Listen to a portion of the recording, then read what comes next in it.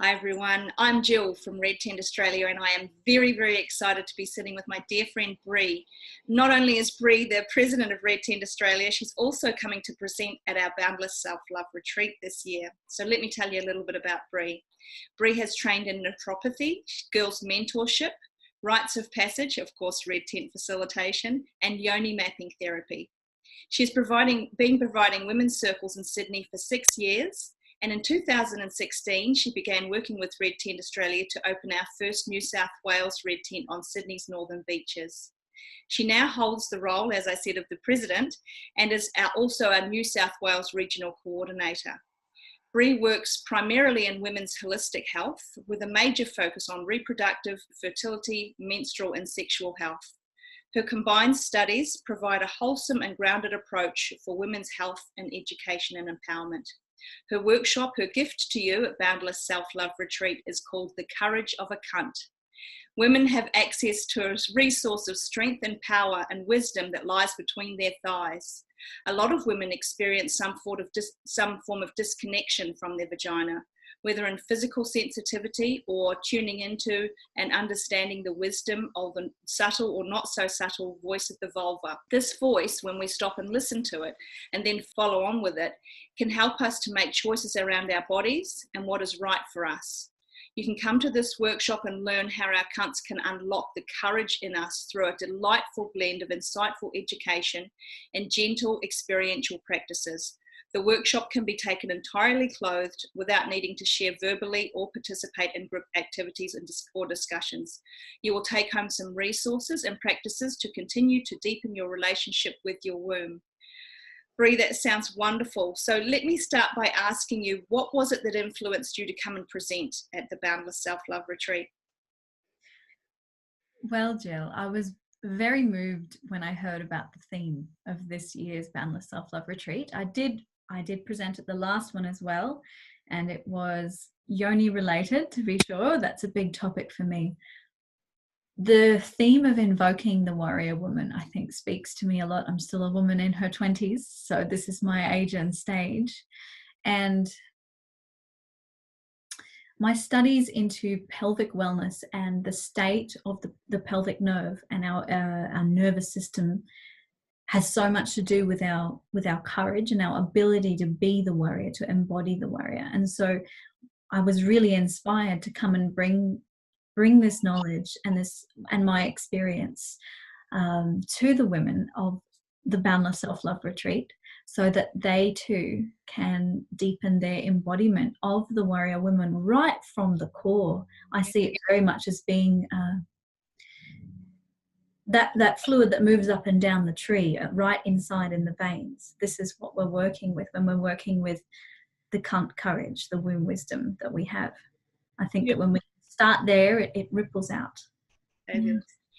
It's such a beautiful offering, such a courageous offering. So what is it that you think that empowers you to do this work that you do?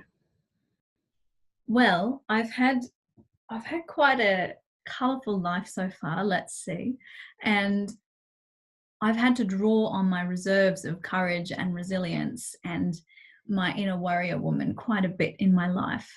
The most recent example of this would be the fire 2 years ago, the house fire. And it's not only the solo courage. A lot of the heroine's journey is that solo journey, but the thing I love about Red Tent Australia and all the work that I do with it is the sense of the belonging and the community. And since I've joined Red Tent Australia and been working with events and retreats and all sorts of things, the community of women have absolutely stepped up behind me. So it's not just that I'm a warrior woman anymore. I'm also a warrior woman with an army of other warrior women. So that drives me like you wouldn't believe. It's like this wind that whips up behind my wings and pushes me forward. So I feel it too. Yeah. As well as I have a background in naturopathy, and I've been doing women's circle work for a long time. So I have listened to the challenges and the traumas and the things that women face in their lives on an emotional level, a social level, as well as health. And so this work specifically about yonis, about cunts, it's going to fuse the physiological with the metaphysical. and the philosophical. Yeah. Wonderful. And you mentioned the theme and you mentioned the fire as well. So I was asking if you could maybe share a time where you've had to invoke your warrior woman, and maybe it was the fire, or maybe you can share another story for the people that are watching to help us feel inspired by you. The story I have for you is actually to do with fire, but it's not to do with that one. Would you believe I've had 3 house fires in my life? That was the third one. So the one I am going to tell you a story about is my second house fire. I was, how old would I have been? I had a baby sister who was probably 2 years old at the time. That would have made me 6 to 7 years old.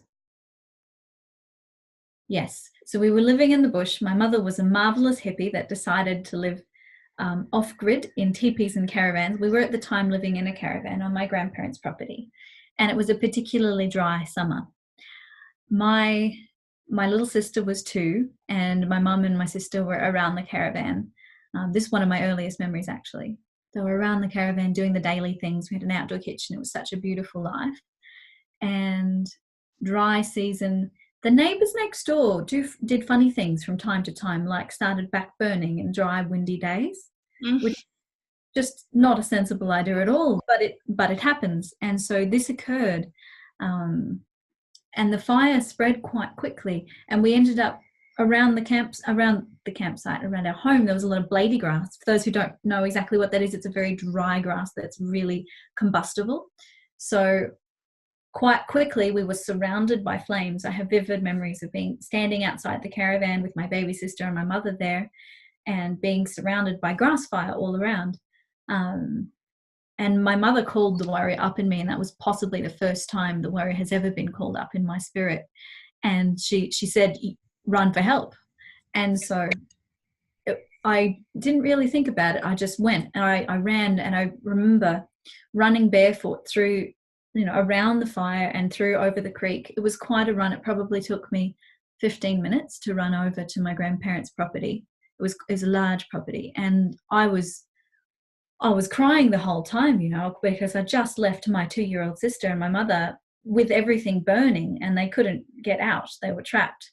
They were trying to save the home and everything that we owned. Wow. It called up this huge, I've never run that fast in my life. I was just flying, must have had enormous adrenaline. And I remember running up the hill towards my grandparents' property and then collapsing on the front stairs, like yelling, there's a fire. My grandfather went over and he helped them. We actually did salvage most of our stuff, which was beautiful.